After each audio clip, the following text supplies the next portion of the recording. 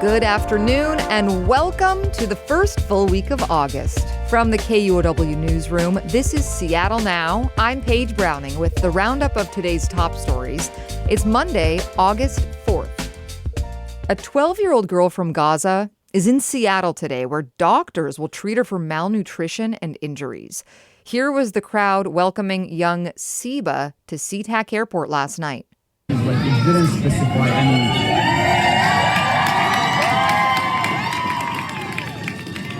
Seba has both legs amputated and uses a wheelchair and flashed a smile as people greeted her with cheers and welcoming signs. She is one of 11 Palestinian children being evacuated to the U.S. by the nonprofit group Heal Palestine. They're being treated for things like shrapnel wounds, burns, and chronic conditions. Aid workers say Gaza's devastated healthcare system can no longer handle the children's medical needs. In immigration news, some asylum seekers in Washington are raising the alarm on a state program meant to help keep them housed. They warn state officials that the situation could lead to homeless immigrant encampments similar to a year ago. Gustavo Segrero has more. Immigrant organizers say one of the proposed solutions during talks with the governor's office is to get asylum seekers state-level work authorization. It's unclear if a state can do that, but it's been brought up in other places like New York. Getting federal work authorization is one of the things many asylum applicants need so they can get a job to keep a roof over their head, all the while navigating their immigration cases. But asylum seekers have to wait up to 6 months or even more to get approval from the federal government. Washington's State Assistance Program for Asylum Seekers only houses people for around 3 months. Asylum seekers also want to play a bigger role in how the state program works, partly because they're concerned about what they see as inefficiencies that could be resolved and keep people housed longer. Gustavo Segrero, KUOW News.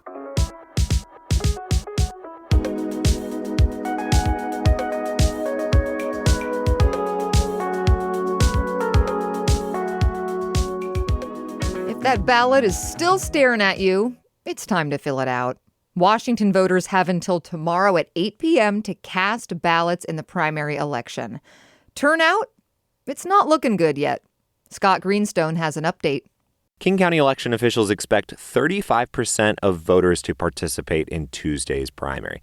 That's pretty average for a primary on an odd year when mostly nonpartisan local races like mayor and city attorney are on the ballot. Progressives are hoping for a bump from voters angry with President Trump, but conservatives hope voters will react to local policies, like tax hikes passed by the Democratic legislature this year. Mayors of Seattle, Everett, and Auburn are up for re-election. Some state legislators are on the ballot, as well as King County Executive and Seattle and King County Council members. Scott Greenstone, KUOW News.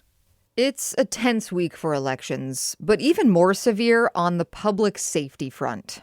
Seattle Police Chief Sean Barnes is asking the public to help limit gun violence in the city after 3 deadly shootings in 4 days, 2 of them in SoDo and 1 in the U District.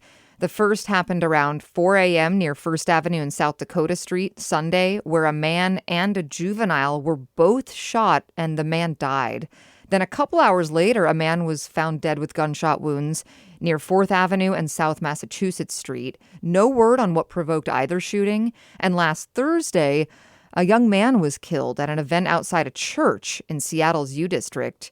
Chief Barnes is encouraging people to report any indicators of potential violence.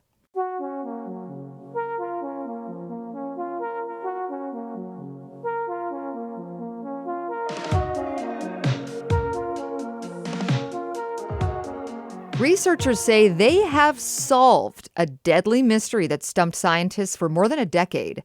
They've identified the bacteria behind one of the biggest disease outbreaks on record, an underwater wasting disease that has turned dozens of species of sea stars into goo.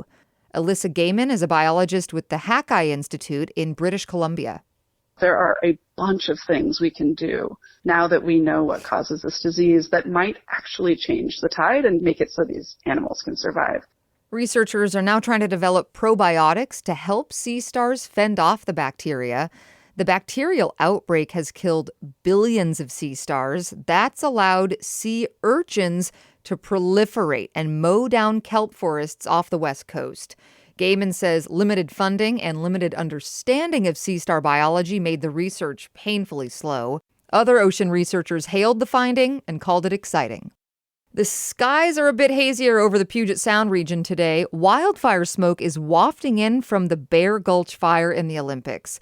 The Puget Sound Clean Air Agency says to expect good to moderate air quality this week. This afternoon, it's moderate in the entire Puget Sound area, and it's slumped to the unhealthy for sensitive groups category in pockets of Tacoma and much of Mason County.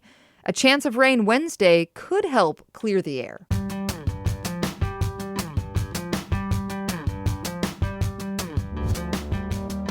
In business news, Microsoft is cutting 40 jobs in its headquarters in Redmond. Filings with Washington State show the layoffs will happen between now and October. The filings do not specify which departments or types of jobs are affected. The announcement today comes amidst massive layoffs at the company. This year, it has already announced plans to cut 15,000 jobs worldwide.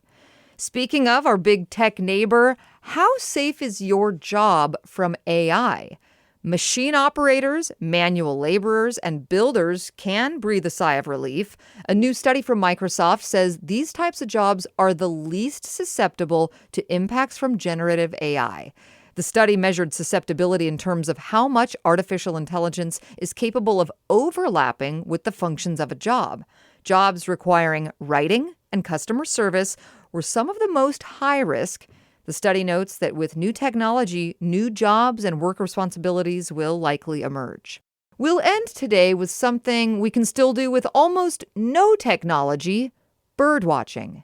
If you've had a hard time identifying a bird you spotted, Birds Connect Seattle could help you out in their new downtown location. The nonprofit now has a space to show off its bird collection.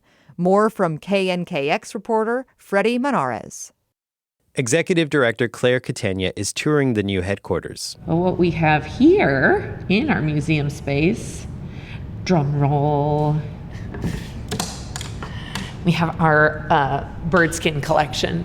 Catania unlocks a cabinet with drawers of museum-quality bird specimens, and there's 2 cabinets full of them. These specimens were kept in a basement at the nonprofit's previous home in Northeast Seattle. And now we have easily accessible to anyone walking in off the street, actual museum specimens to talk about those birds and see just how beautiful they are in the hand. That's one benefit of this new space. The nonprofit also plans to hold author talks and educational events here. In Seattle, I'm Freddie Monades. Next time on Seattle Now, we'll talk about a recent legal challenge that could end nudity at Denny Blaine Park, a place frequented by Seattle's LGBTQ community. Some of the people that I spoke to at the park said that the park is one of the few places in this city where queer people feel safe to show up in their body and feel embraced and also feel safe. Hear that Tuesday morning. And that's all for today from the KUOW newsroom in Seattle. Our producer is Brooklyn Jamerson Flowers, and I'm Paige Browning. Seattle Now and KUOW are members of the NPR network. See you soon.